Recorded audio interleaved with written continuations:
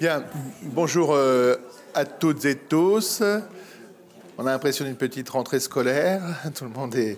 Bon, écoutez, les rangs sont un peu clairsemés, évidemment, parce que vous avez bien vu que nous sommes dans une session qui est, non pas extraordinaire, mais on va dire exceptionnelle, juste consacrée à un seul point à l'ordre du jour. C'est la raison pour laquelle il n'y aura pas de grands discours de ma part d'ouverture de session, comme je fais habituellement. Je réserve tout ça pour le 27 mars.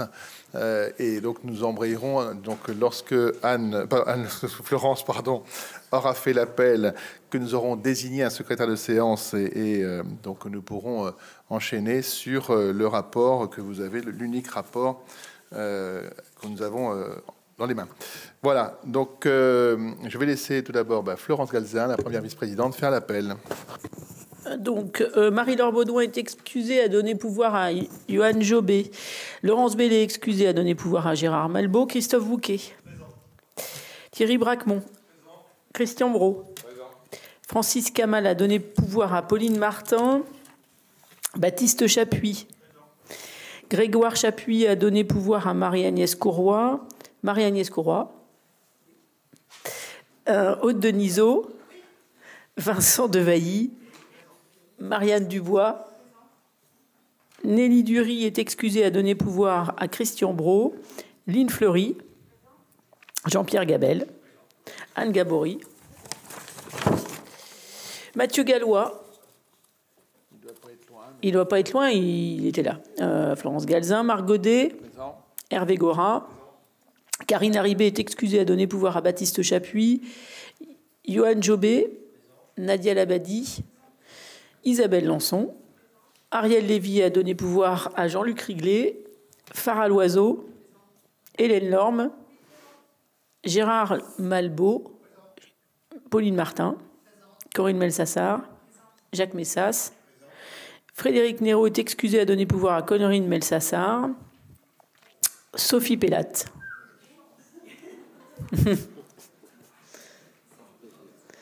Sophie Pellate a donné pouvoir à Hervé Gorin, Hugues Rimbourg, Ludivine Ravelot, Jean-Luc Riglet, Hugues Saury a donné pouvoir à Isabelle Lançon, Vanessa Slimani a donné pouvoir à Hélène Lorme, Christine Tellier, Dominique Tripet, Philippe Vacher, Jean-Vincent Valliès a donné pouvoir à Vincent Devailly. Mathieu Gallois arrive. Merci. C'est un peu une tradition. On avait Michel Guérin qui arrivait systématiquement avec un quart d'heure de retard. Donc là, je pense que voilà, il est bien dans la ligne. Voilà. Donc, il nous faut maintenant désigner un secrétaire de séance. Alors, en l'absence d'Ariel Lévy, notre Benjamin, parce que c'est un peu la tradition, c'est Grégoire Chapuis qui est aussi absent. Donc, en descendant, c'est justement Mathieu Gallois qui est dans les plus jeunes. Et si Mathieu n'avait pas été là, ça aurait été Aude Denisot. Voilà, tu es coiffé sur le poteau par Mathieu Gallois. Donc, je propose à Mathieu Gallois, s'il est d'accord, d'assurer cette lourde charge de secrétaire de séance. Voilà, et si vous en êtes d'accord, donc ça sera Mathieu Gallois. Voilà, donc le compte-rendu, vous l'aurez, il sera adopté à la séquence de fin mars, le compte-rendu de la dernière session. Voilà, maintenant on va passer à ce rapport G01, ce rapport sur la fiscalité. Avant que je laisse la parole à notre rapporteur général du budget, donc quelques mots évidemment sur la teneur de ce rapport. Pourquoi nous le tenons aujourd'hui ?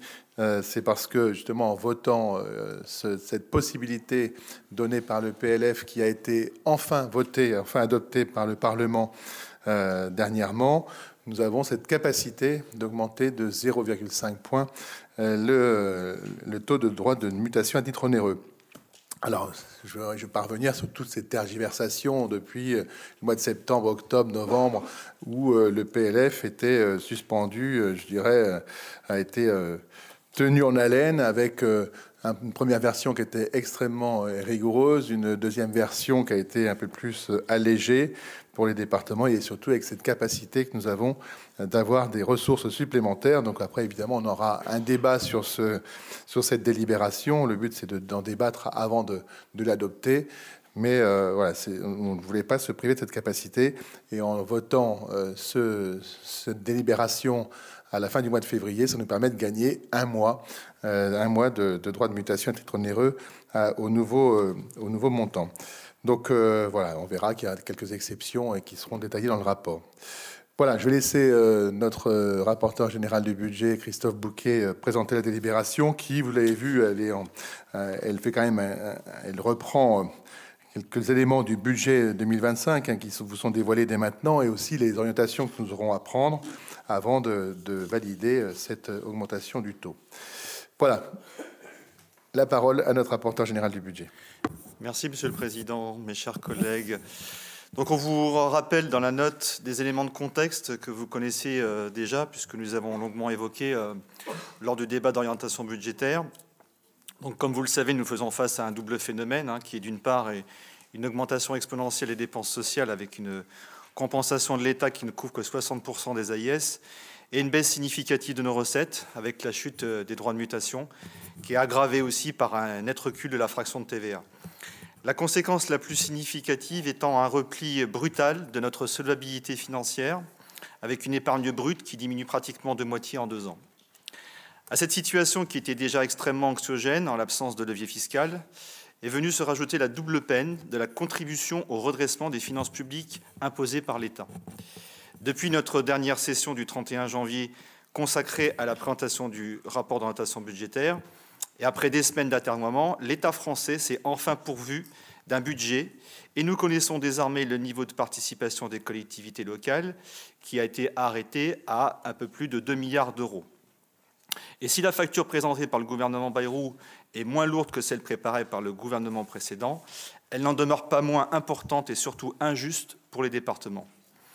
En effet, la contribution des départements au redressement des finances de l'État représente encore 40% de l'effort demandé aux collectivités. La mesure la plus impactante est celle du gel de la TVA, qui va toucher indistinctement tous les départements et les priver de la dynamique de leurs principales ressources, qui leur a pourtant été historiquement présentée comme une compensation face à la perte des recettes fiscales engendrée par le transfert du foncier bâti au bloc communal. Ce gel représente ainsi 688 millions d'euros pour les départements et pose clairement des questions vis-à-vis du principe constitutionnel d'autonomie financière. Pour notre collectivité, cette disposition nous privera d'une recette supplémentaire estimée à 3,5 millions d'euros, au lieu de 1,5% d'augmentation estimée au niveau de l'inflation. L'autre mesure emblématique, qui n'est en fait que de la péréquation déguisée, réside dans ce fameux dispositif de lissage conjoncturel des ressources des collectivités locales dénommé DILICO. 50 départements devront abonder ce fonds à hauteur de 220 millions d'euros. Le département du Loiret, d'après les hypothèses qui circulent dans les services de l'État, sera contributeur à hauteur de 1,181 million d'euros. Au total, si on ajoute l'augmentation du taux de la CNRACL et les différentes revalorisations qui constituent un nouveau train de mesures exogène, ce sont pratiquement 22 millions d'euros supplémentaires qui viennent se greffer sur la section de fonctionnement de notre prochain budget primitif. Et vous avez dans le rapport un tableau qui représente l'ensemble de ces nouvelles charges. Alors si on reprend toutes les pertes qui ont été cumulées par le non-respect des engagements ou des charges qui incombent à l'État, eh bien, je me suis effectivement exercé un petit exercice d'addition qui comprend à la fois, je dirais, voilà, la non-compensation sur les AIS, notamment le reste à charge. Donc, c'est des chiffres qui sont tirés, on va dire, d'un CA provisoire 2024, qui se chiffre à une hauteur de 83 millions d'euros. L'absence d'évolution de la fraction de la TVA compensatoire comparée à l'évolution de la revalorisation des bases locatives de TFPB, qui effectivement est indiquée par un graphique dans le rapport, représente 10 millions d'euros. À cela aussi, effectivement, on ajoute bien évidemment la contribution au redressement des finances publiques locales, 1,2 million d'euros pour le DILICO et 3,5 pour le gel de la TVA. Et donc tout ça fait déjà une centaine de millions d'euros. Et bien sûr, on pourrait aussi rajouter le niveau de DGF qui est inférieur à la moyenne des départements et qui représente aussi un manque à gagner pour notre collectivité de 43,7 millions d'euros. Donc au total, on a une perte de 141,5 millions d'euros par le fait, effectivement, de non-respect de ces engagements ou des charges qui incombent à l'État. Ce qui prouve bien que ce n'est pas un problème de gestion, mais que c'est avant tout, nous avons affaire à un État qui est confiscatoire, en total dénigrement des principes constitutionnels. On comprend aussi que ce n'est pas le relèvement d'un demi-point du taux de DMTO consenti généreusement par l'État qui va nous permettre de compenser ces pertes de recettes. Toutefois, au regard de la situation extrêmement préoccupante que je viens de décrire, nous devons nous saisir de cette disposition prévue dans la loi de finances 2025 et qui nous réunit aujourd'hui. Malgré les incertitudes liées à l'exonération de la hausse pour les primo-accédants, la recette supplémentaire de ce relèvement est estimée à 7 millions d'euros. Cette recette est bien évidemment conditionnée au maintien d'un volume de transactions immobilières comparable à l'année 2024. Et aussi, pour être applicable dès le 1er avril 2025, la délibération concernant le relèvement du taux de DMTO doit impérativement être notifiée avant le 28 février 2025, c'est-à-dire avant ce soir. En effet, la loi de finances prévoit qu'elle s'appliquera aux actes passés et aux conventions conclues à compter du premier jour du deuxième mois suivant l'adoption de la délibération. Cette prise de décision anticipée par rapport à la date d'adoption du BP 2025 devrait ainsi permettre au département de gagner un mois sur la mise en œuvre de la revalorisation, c'est-à-dire un gain qui serait de l'ordre de 650 000 euros. L'impact de cette mesure est relativement limité, car un ménage qui voudrait devenir propriétaire, on a effectivement aussi dans le rapport indiqué une simulation selon les chiffres qu'on a tirés de la Chambre syndicale des notaires de France. Donc le prix de vente moyen d'une maison dans l'agglomération d'Orléans, en valeur de septembre 2024, qui serait de 225 000 euros, eh bien, sur ce prix d'achat, il y aura un surcoût d'acquisition de frais de notaire qui serait de l'ordre de 1 125 euros. Donc je précise enfin que cette hausse du taux n'étant possible que pour une durée de 3 ans, les actes passés et les conventions conclues à compter du 1er avril 2028 se verront donc appliquer le taux de DMTO en vigueur au 31 janvier 2025, c'est-à-dire 4,5%. Au regard de la situation financière qui est absolument intenable à court et à moyen terme, les départements ne peuvent pas se priver de mettre en œuvre cette mesure. L'État fait ainsi porter la responsabilité de l'augmentation de l'impôt aux collectivités, tout comme il contraint les départements à s'endetter et donc à faire porter son inconséquence aux générations futures. Vous vous doutez bien que cette mesure n'est qu'une bulle d'oxygène pour notre collectivité qui subit une véritable asphyxie. Elle ne sera bien évidemment pas suffisante pour assurer l'équilibre du budget 2025 de notre département. Cela nécessitera la mise en œuvre d'un véritable plan d'économie et des arbitrages forts qui seront présentés lors de la session budgétaire des 27 et 28 mars prochains. Et à ce titre, je voudrais remercier l'ensemble des conseillers qui ont participé aux travaux des commissions pour rechercher des pistes d'économie, tout en préservant les fondements de l'action départementale qui repose notamment sur la solidarité envers nos territoires. Je vous remercie. Bien, merci pour la présentation de ce rapport. Effectivement, quand on parle de non-compensation, c'est un terme qui revient souvent par la voix des présidentes et présidents de département. Je suis juste à signaler que lorsque le RMI est devenu RSA et que le département a pris cette compétence, la compensation était de l'ordre de 85%. C'est-à-dire quand vous transférez la compétence, vous savez bien, pour tous ceux qui sont maires, vous connaissez bien ça avec vos intercommunalités, 85%. Et là, aujourd'hui, on est à une soixantaine de pourcents. Le delta, c'est 25 millions d'euros, 25-26 millions d'euros, déjà, qui ne sont pas compensés par l'État sur cette politique, rien que cette politique du RSA. Après la TVA, la non-indexation de la TVA sur l'inflation, ça c'est un vrai scandale, puisque lorsque le transfert de la fiscalité locale, donc le foncier bâti, a été redirigé vers les communes, vers le bloc communal, évidemment, on te dit, vous inquiétez pas, regardez, sur une dizaine d'années, finalement, c'est tout aussi dynamique, voire même plus dynamique que votre impôt local, et la TVA va pouvoir vous permettre d'assurer vos ressources. Sauf que là, c'est un marché de dupes. C'est-à-dire qu'à un moment, c'est toujours comme ça, à un moment, c'est de là-haut, à la verticale, on te dit, finalement, non, ça sera comme ça et pas autrement. Et pour nous, le delta, c'est 3,5 millions. Ce qui est quand même, ce qui rajoute, ce qui charge la barque, comme le dit François Sauvadet, la barque, il faut arrêter de la charger parce qu'elle coule. Et puis le Dilico, ça c'est une autre invention, le Dilico qui arrive. Alors au départ, on l'appelait pas ça comme ça, mais on était dans les départements qui allaient contribuer sur le premier PLF. Et puis après, on est sorti complètement, on n'était plus dedans dans une liste. On avait des listes qui ont circulé, on s'est dit bon, c'est bien, on sera plus dedans. Puis là, on revient. Donc les départements. Bon, après, il y a le bloc communal là aussi qui va être touché par le Dilico. Alors, on n'a pas encore vu la liste, mais elle va certainement arriver. Ah, on l'a par commune. Ah, oh là là, j'avais pas vu.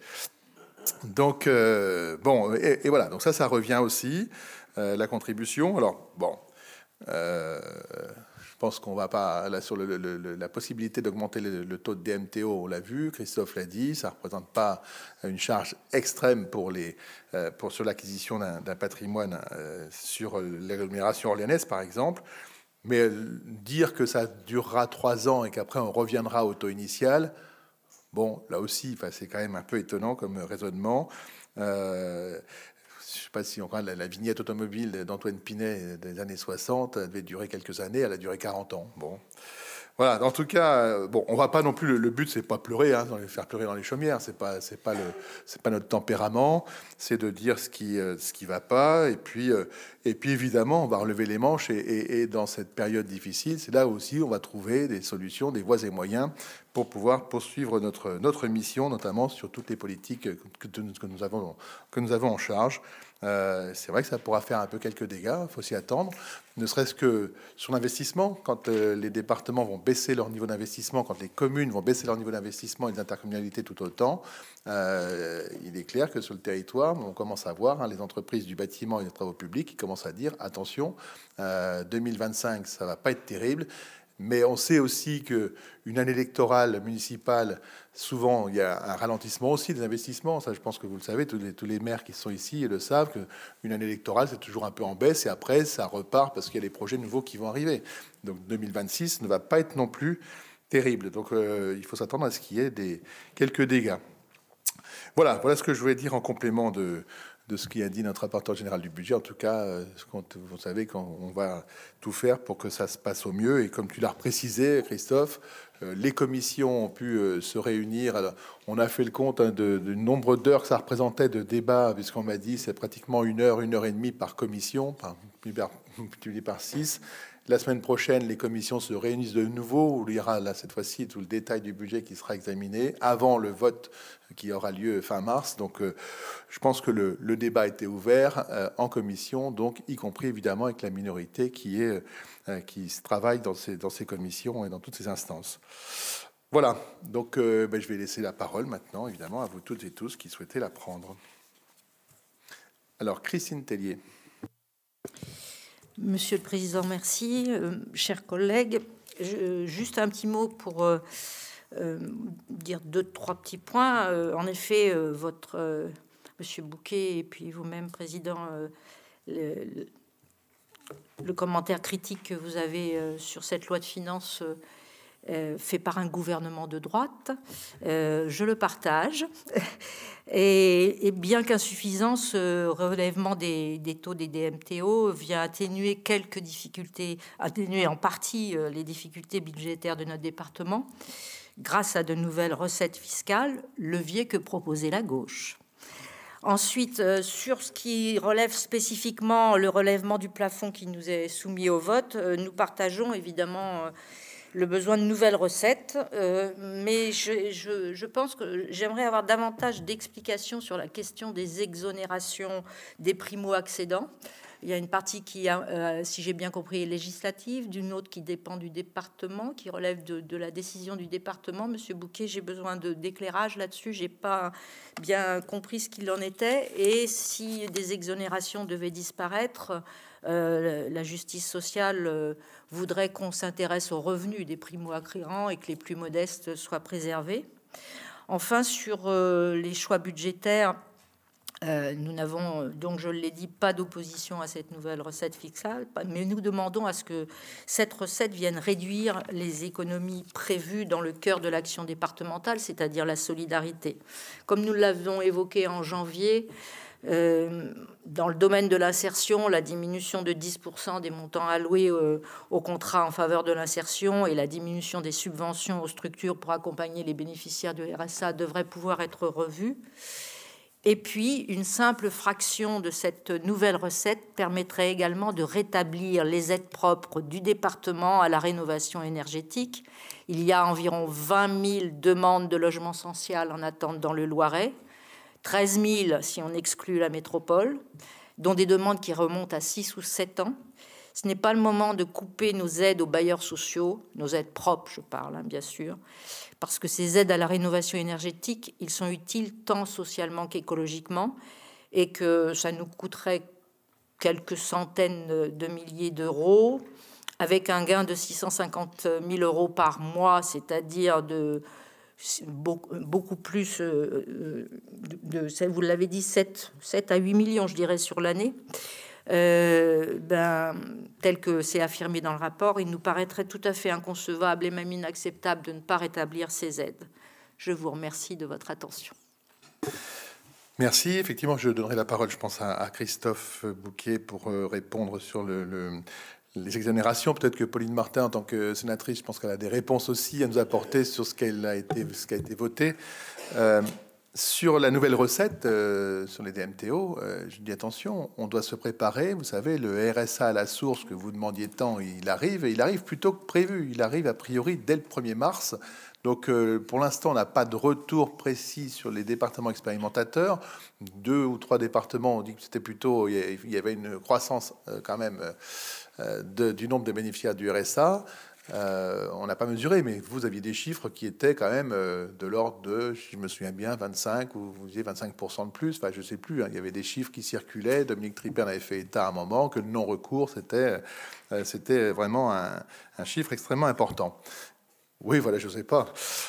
Donc, vous imaginez bien que sur 100 millions d'euros, si on se prend ne serait-ce que même 15 millions d'euros de plus sur le RSA, nos pauvres 7 millions d'euros de DMTO, ils seront englobés, et déjà on va frôler l'épargne nette négative en continuant. Donc là, on ne boucle pas l'année. Et ça veut dire que concrètement, si on ne boucle pas l'année, on donne les clés à la préfète et à la présidente de la Chambre générale des comptes pour administrer notre collectivité.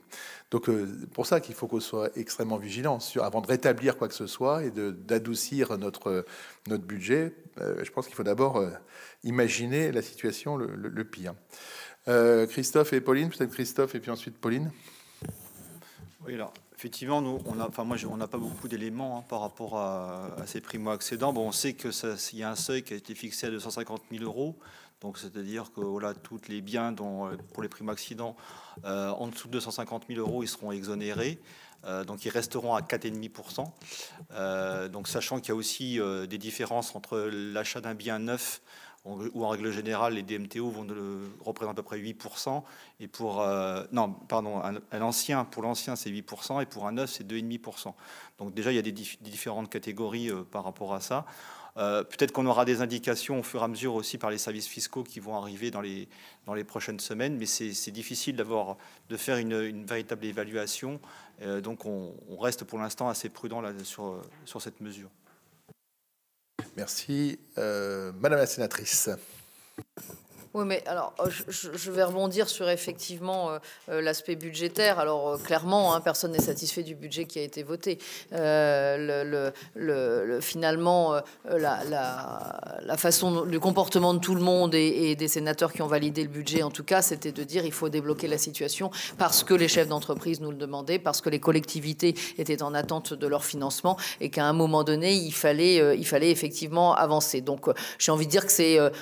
allez, pardon, mais le moins pire des budgets, je vais le dire comme ça, mais qu'en tout cas, il est largement perfectible et je pense, au-delà des problématiques de primo-accédants et autres, je pense aussi aux entreprises qui vont être largement contributrices en la matière. Moi, j'ai une théorie qui est de dire, avant de parler augmentation de la fiscalité, on pourrait peut-être parler de baisse des dépenses publiques et je pense qu'on a tous, autant que nous sommes, à balayer devant notre porte, grandes institutions comprises. Je voulais juste revenir sur le DILICO, qui, moi, m'ennuie beaucoup quand même, parce que s'il vient moins impacter que le premier projet de loi de finances, il vient moins impacter les régions et les départements, même si ça reste quand même important, il vient impacter un certain nombre de collectivités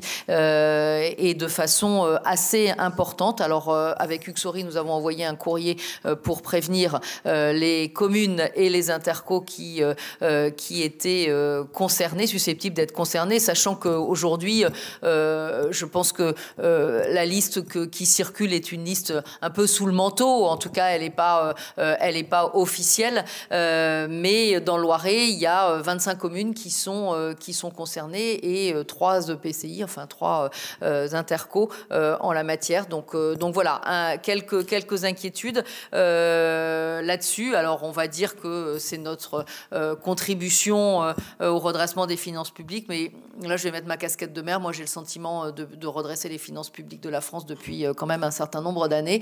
Et à un moment donné, on arrive à l'os, parce que derrière, ce sont aussi des services à la population qui sont impactés. Donc, je vais plutôt abonder dans votre sens, mesdames et messieurs, sur ma gauche. Mais en tout cas, on peut sur ma droite là, mais sur la gauche du président, pardon. Mais en tout cas, il y a un gros travail à faire, je pense, pour le budget 2026, qui a déjà démarré aujourd'hui au sein des assemblées et j'ose espérer au sein des arcanes gouvernementales. Voilà.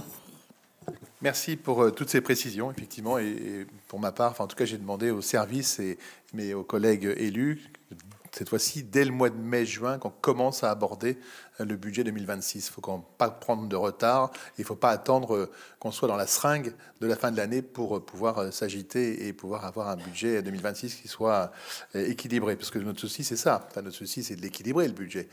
Toutes les collectivités, qu'elles soient communes, bloc communal ou département, région, on équilibre un budget, contrairement à notre très très grand frère, qui est l'État, qui est là, vote dans un budget en déficit régulièrement. Bien, Mathieu Gallois. Oui, juste une petite réaction au propos de Pauline Martin, notamment sur la dépense publique. Quand même, moi j'en ai un petit peu assez d'entendre ce refrain de dire pour équilibrer les budgets, pour boucler les budgets, il faut rechercher des économies dans la dépense publique, etc. Ça fait combien d'années qu'on entend ce discours-là, ces mêmes logiques qui nous conduisent à la situation devant laquelle on est aujourd'hui. À un moment donné, la baisse de la dépense publique, on va la trouver où? Quand on regarde nos collectivités territoriales, que ce soit la région, le département ou nos collectivités, on présente des budgets à l'équilibre.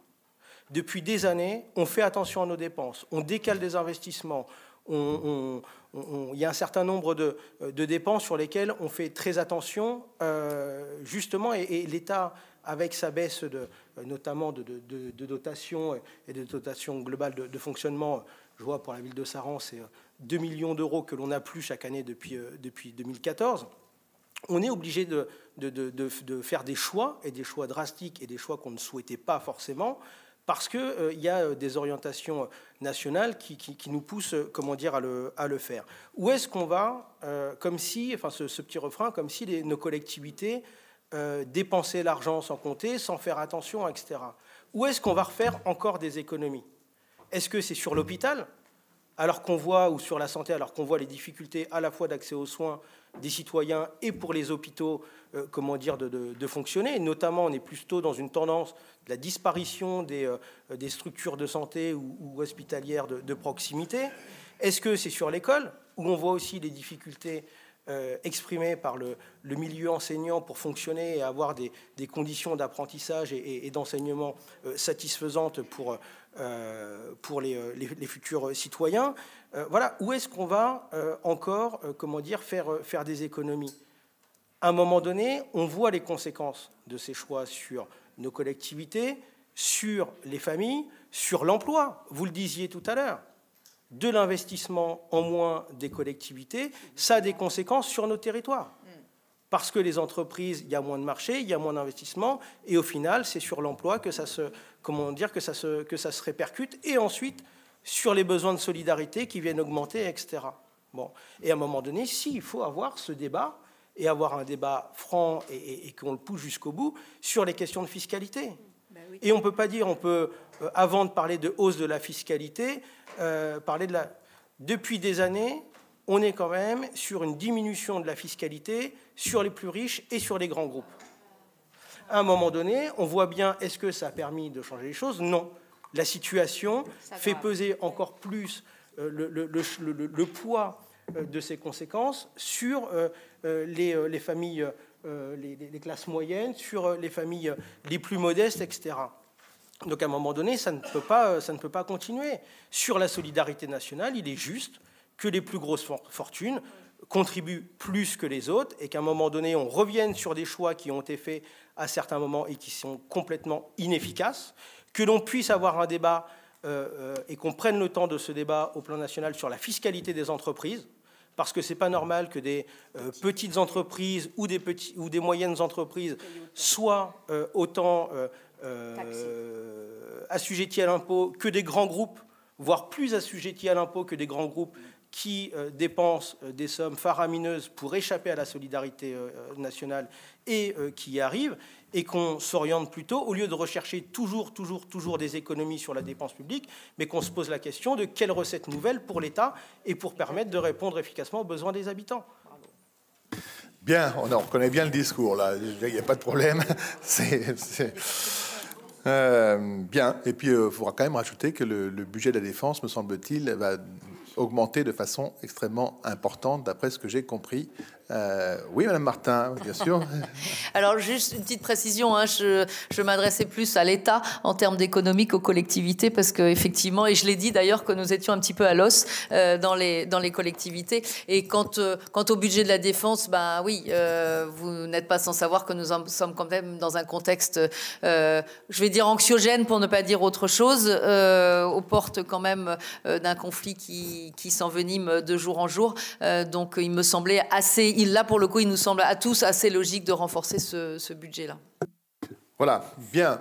D'autres interventions pas de précis.